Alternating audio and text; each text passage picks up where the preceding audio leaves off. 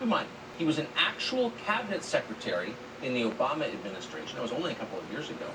Watch as Julian Castro explains that men who get pregnant have a moral right to taxpayer-funded abortions.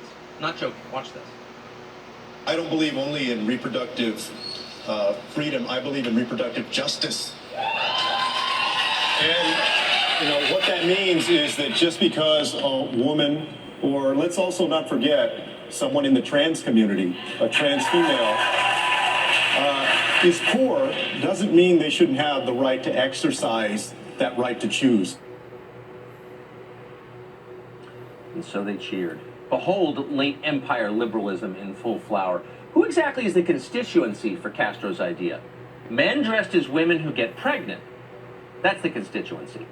Unfortunately, there are precisely 0 people on planet Earth who fit that description. Not a single person, actually. There never have been any people like that. There never will be any people like that. Why? Because it's impossible.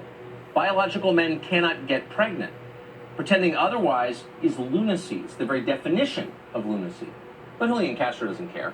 Taxpayer-funded transgender abortion sounds like something that all good progressives should support. So Castro fervently does. And critically, he knows that nobody in the room will defend science or pause to ask him, what the hell are you talking about? They can't say a word. They're too intimidated. They know HR is watching.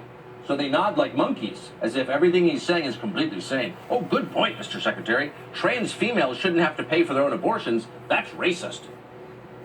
The whole thing was like a cartoon or an Evelyn Waugh novel.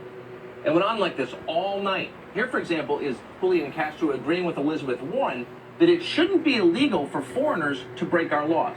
Watch. When somebody comes across the border, not to criminalize desperation, to treat that as a civil violation. Criminalize desperation. And you thought this was your country just because, like your ancestors, you were born here. Just because you pay half your income to the government to keep the whole thing going, you thought it was your country. Think again, racist.